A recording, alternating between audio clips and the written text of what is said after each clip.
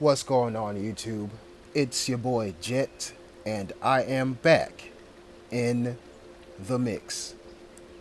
So, people, let's talk about something real quick. Spawning and looking at the map.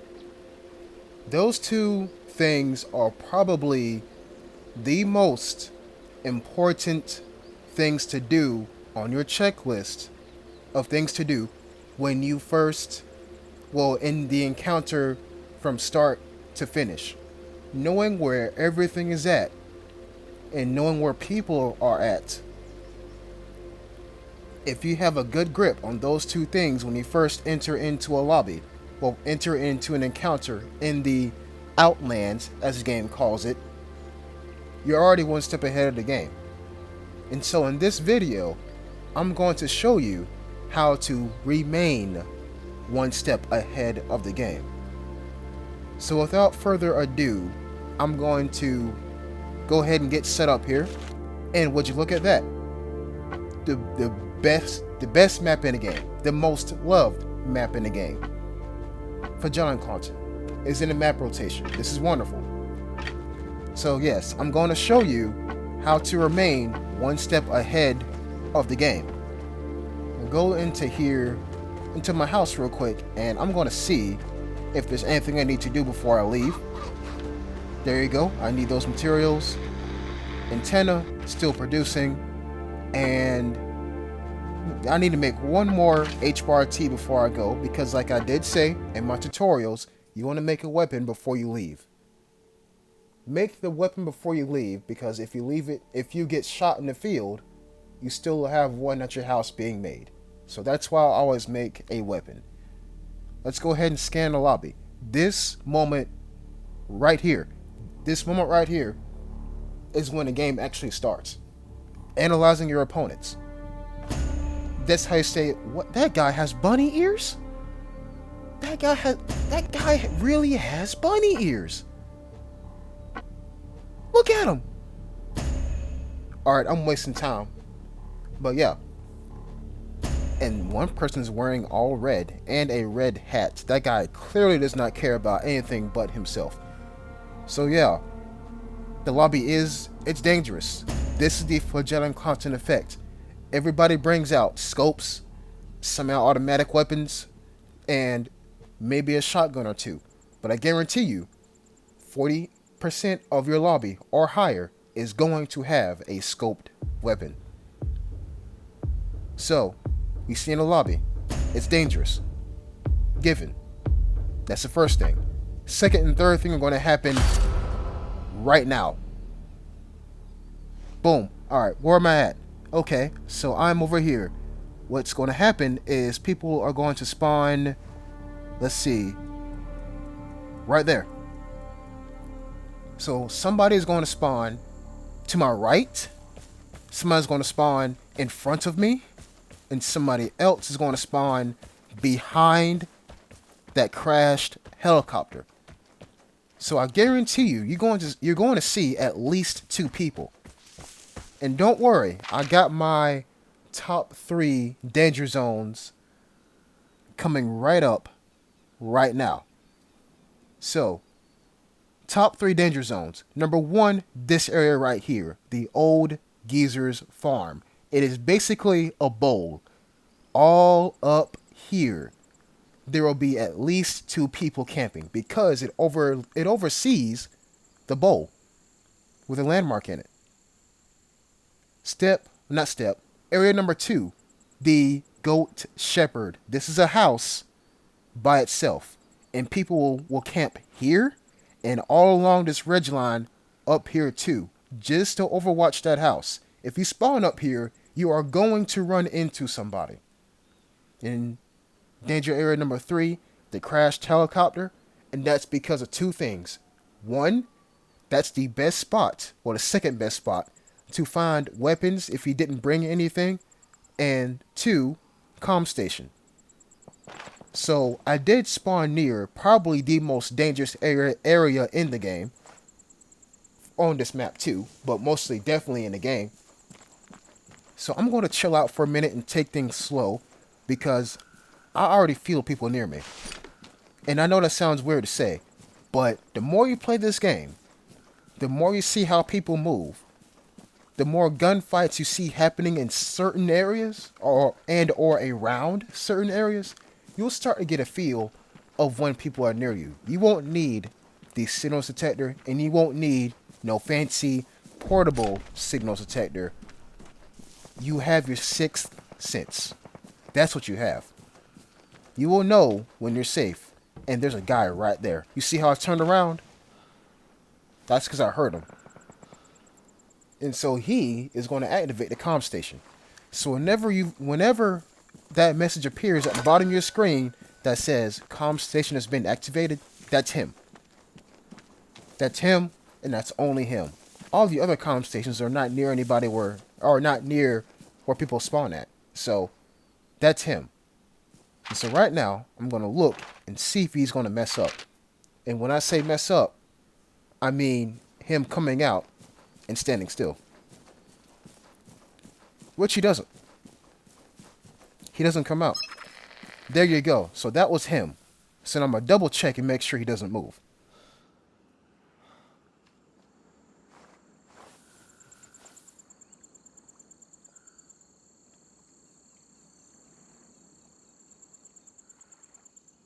Alright, so he doesn't move. So I'm going to continue on my merry way and see what else I can find here. You know me, I'm trying to find that picture, but honestly, this map is a bit too dangerously designed.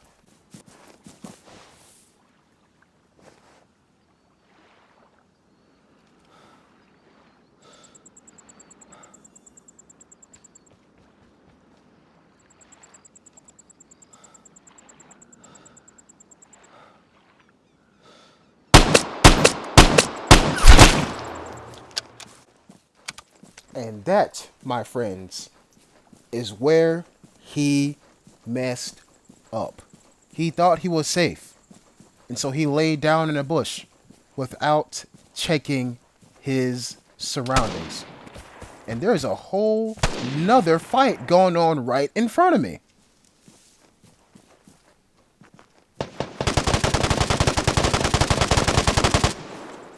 Okay, so while they are distracted, I'm going to take this one thing and I'm out. I heard him reload, so he is dangerously close to me. So my best guess is this. He's shooting at somebody across the bowl. That somebody else is shooting at him from across the bowl. I need to stay out the bowl. I need to stay on the edge of the bowl. Possible third party activity. If not, don't worry about it. But I am going to see if I can get eyes on both parties. Because as soon as one dies, the other is going to come and investigate. And if people do show up, I have the option of leaving because I'm at a safe distance. Now, if you're wondering, Jet, why don't you hit that destructive tower right there? If you're thinking that, then you clearly have not watched enough of my playlist, or you are genuinely curious, and I'm going to assume it's a second option. Whenever you do stuff in this game, you are giving your position away. Let me repeat what I just said. Whenever you do stuff in this game, you are giving your position away. Example number 1. If you hit the signals detector, everybody on the map knows that somebody has used the signal detector. The thing at the top even stops spinning when you use it. Huge giveaway of your position. Example number 2, the disruptive tower. There is only one disruptive tower. The map doesn't need to know that somebody used the disruptive tower so that everybody in the lobby is not going to know. But as soon as you hit it, everybody that's in the range of the disruptive tower will know somebody has hit the disruptive tower because their symbols on their maps will disappear. What's the first thing they're going to do? Investigate. And I was about to curse just now, and your dumb self is still sitting right there thinking, yay, I hit the signal detector. Disruptive tower. You've given your position away. Back to the gameplay. There are two glints being reflective of the sun right now. That means that there are two people on that ridge. And would you look at that? And what's the first thing I do? Pull out my scope weapon and look. Do I see anybody? No, because he is smart. As soon as he hit it, he ran away and went prone somewhere. Then he checked his map. If he was an idiot, he would have still been standing up in front of that little beacon and looking at his map like, there's a guy right here close to me. And by the time that thought would have processed through his brain, he would have got headshotted. Airdrop incoming. Get ready. Alright, so airdrop is incoming. Do I really care about it? No, not really. Because it's too dangerous on this map. The thing is in the bowl. For Christ's sake. It's in the bowl. And if you go for an airdrop in the bowl, you're going to die. Somebody's going to die. And that somebody better not be you. Because I taught you better. If an airdrop's in the bowl, it's not in the bowl. Well, whoever's at that church is getting blessed with a free airdrop. Because I'm pretty sure everybody's over here. Could be wrong. I very much could be wrong. But yeah. So, that person who was at this crashed helicopter, he could still be there. Because people do like to camp in bushes. So I'm going to err on the side of caution and keep an eye on that crashed helicopter. But I'm going to keep moving anyways because I have no picture. I do have some stuff, but I don't want to overextend and lose another H-bar T, even though I have plenty of them back at my house. See, look at this. If somebody was in that bush, they would have shot by now. So, he's not up there.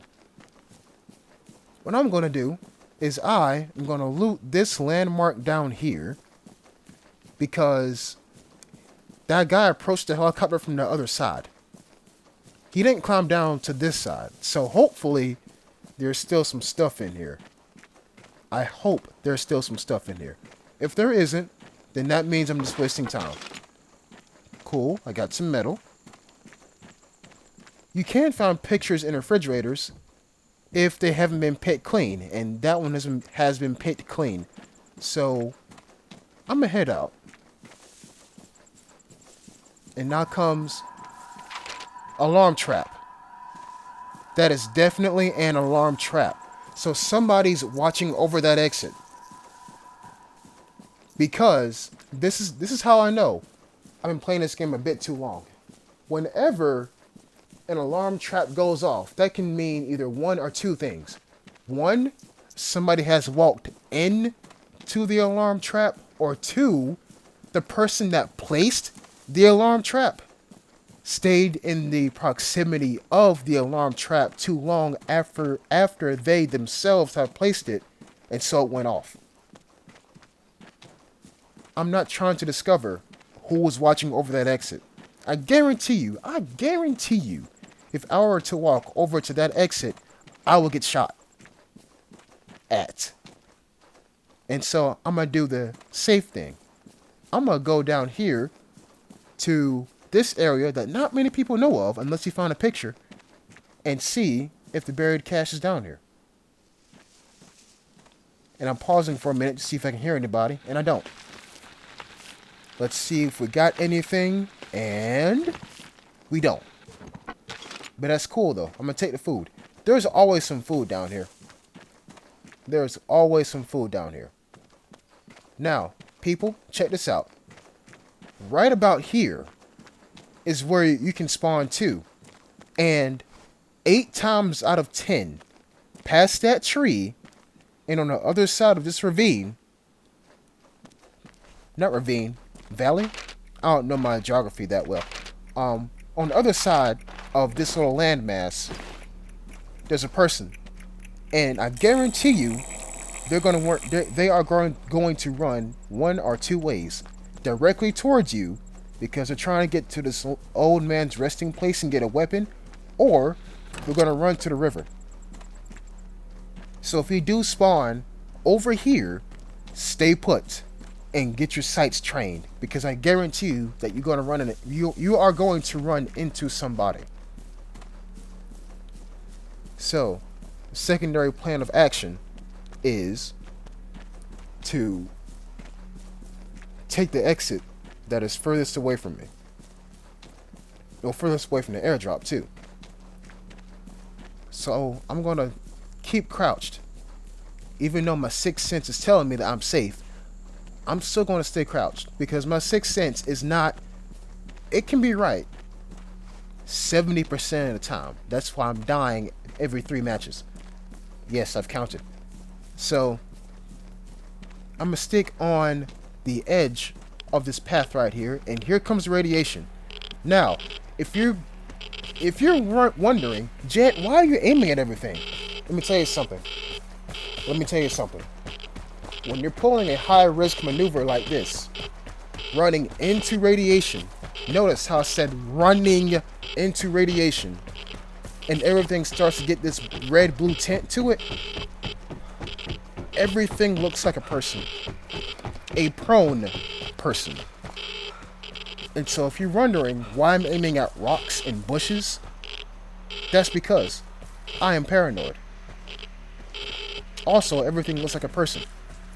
It's a combination of the music, and look at that, people are still here. That guy that's sitting still is a detective. He's trying to figure out who is still here so he can make a run for the airdrop. Or see if there's anybody left for him to kill. I'm not going to be here for him to find out. And so with that being said, exit. 8 seconds left. You keep running deeper into the exit. There's a reason why developers have these exits extremely long. The deeper you run into it, the more safe you become. Exits are the place that you are truly safe, because you're about to leave. Unless there's a guy waiting in the exit to kill you. That's also a possibility too. Hope you enjoyed the video. If you did, please consider giving it a like. If you're new here, hit the subscribe button. We lit over here. And with that being said, I will catch you in the next episode. Peace.